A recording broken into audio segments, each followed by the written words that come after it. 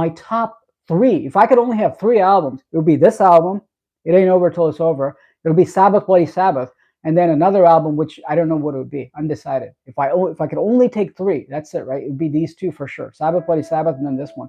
So this, if you look at the cover, it almost looks like a Texas, Southern band, right? Now going back to that whole that last video I made about ZZ Top, right? So see how kind of looks like a American cover very much, right? It's got the eagle, it's got the the kind of the NASCAR appeal to it, right?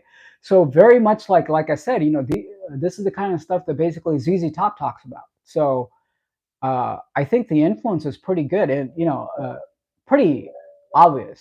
So we talked about all this. I played a Fastway riff and I played a Motorhead riff, and then I told you that a Motorhead riff is more sinister, a Fastway riff is more kind of sleazy, much like ZZ Top. So this album sounds, ZZ Topish, and then it's got the same formula. Basically, what I'm saying is this is what Motorhead could have sounded like, at least partially, right? If Eddie hadn't left, we would have had this. So this is really the only glimpse of what Motorhead might have sounded like. As you probably know, if you're a Motorhead fan, if you're a Motorhead fan and you don't have this album, I don't know what to tell you.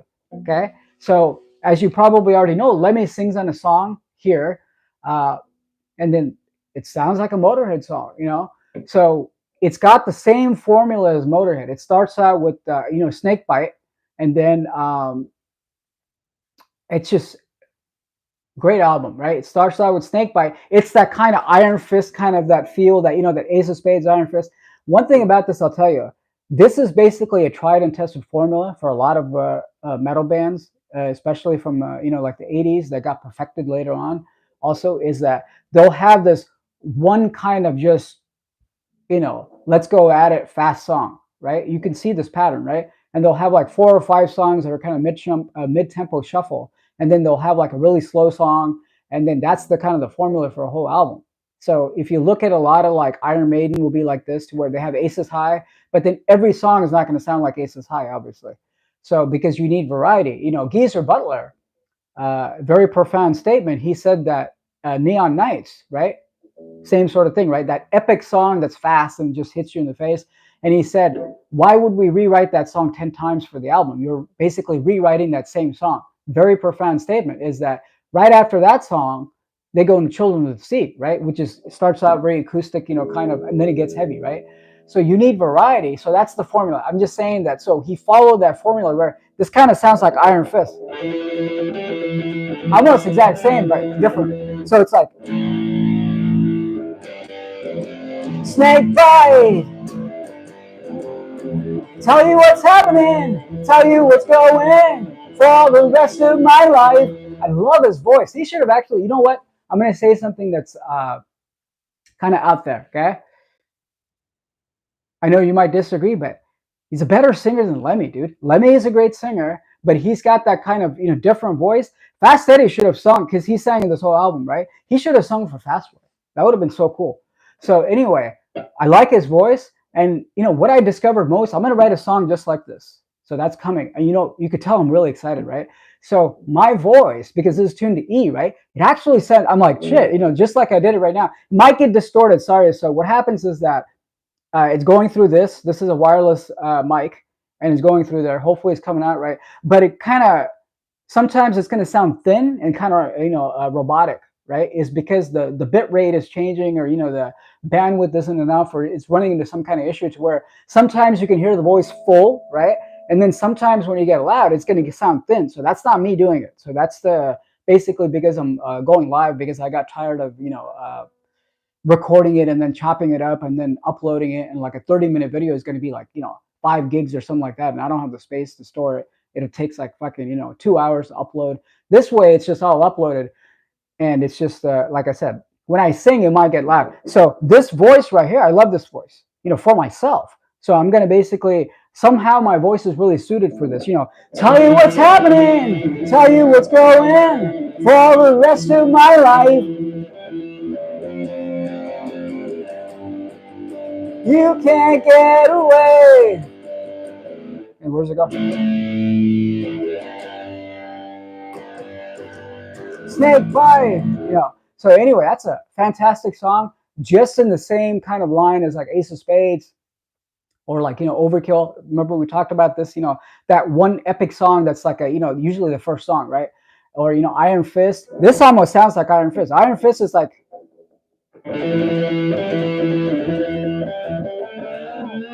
right? And this is just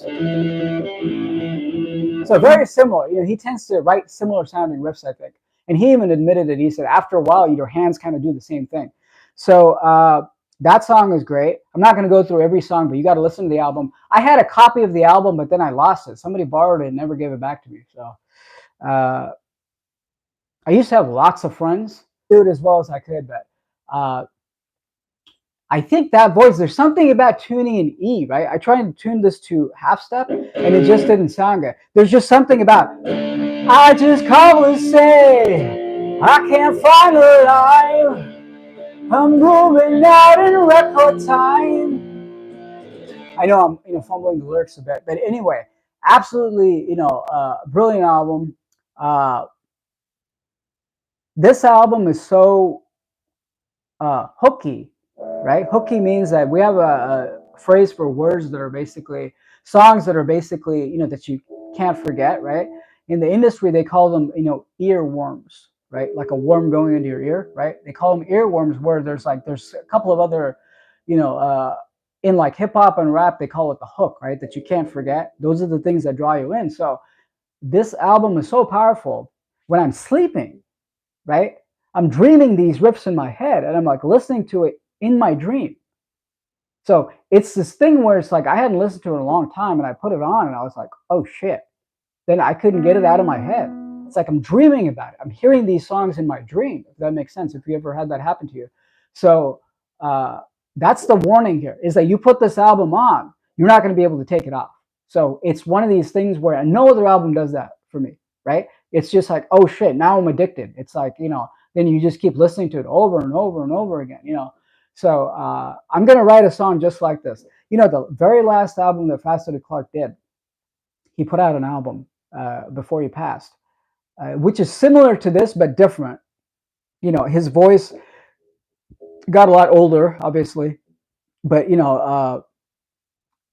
has a song in there called Back to the Blues. So a lot of this comes from the blues.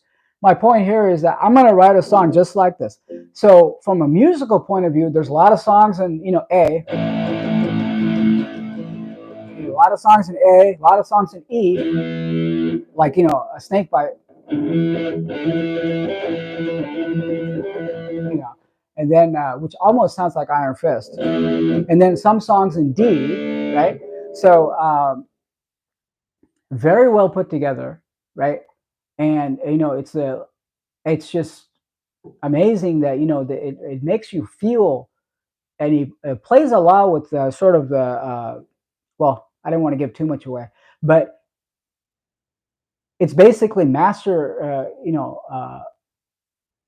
there's like a master craft behind this, and he put this together. This shows that he was pretty much behind, the whole, the arrangement and the riffs of Motorhead, because this is put together very much like Motorhead. I'll just conclude by saying this, which is, if you want to know what Motorhead could have sounded like, I think something like this might have happened in like '86, where basically all the bands kind of went glam, right? If you listen to like a lot of the bands, they kind of, the new wave of British heavy metal bands, they all kind of went, I know thrash got heavier, but besides thrash, like Iron Maiden, all these other bands, what I mean? They kind of they moved away from their, this is when they started using synthesizers. Everybody started in 1986. It was kind of the height of glam, I think, or the beginning of it, to the, the commercialization beginning of it, till like maybe '88 was like the peak, I guess. But so everybody, had that kind of sound. So to where it kind of went a little bit more towards sleaze rock. So I can totally picture if Eddie had stayed in the band, an album like this could have come out in like 1986 instead of Orgasmatron. You know what I mean? But this sounds a lot like, Motorhead, the Motorhead that, the classic lineup of, Kilmister, Clark, Taylor, the golden lineup, as they say. So anyway, guys, that's the thing. And I think that I just can't say enough about this album. So I want you to go get it. And then I want you to listen to it. But the warning here is that if you listen to it, you may not be able to stop listening to it. So, uh, but I mean, for me, I think this is kind of cool. It's kind of a bluesy kind of thing, right? So I could write a song like that with the voice that I, sang with, which is basically kind of, same thing as Fast Eddie Clarke, kind of, basing it off his voice, which actually sounds okay to me for this kind of stuff. And then I like the key, which is in, which is, I mean, the tuning, which is E. So when you're a singer, you have to find out what tuning your voice works best in. So if I do this, somehow it doesn't sound good. I just call to say I can't find the life. I'm moving out in record time. And so there's something about this E key, E tuning, that I'm just like, wait, my voice sounds really good right here. I just call to say I can't find the life. I'm moving out in record time. So very kind of bluesy. I think I'm going to do something like that. Where it's not going to sound like generic blues, but very much like this album in that vein of it. And then, try to write a song, original song kind of in this vein. And I think that's kind of cool. I hope you like this video. I got a little excited, because we're talking about some of the things that I love to talk about.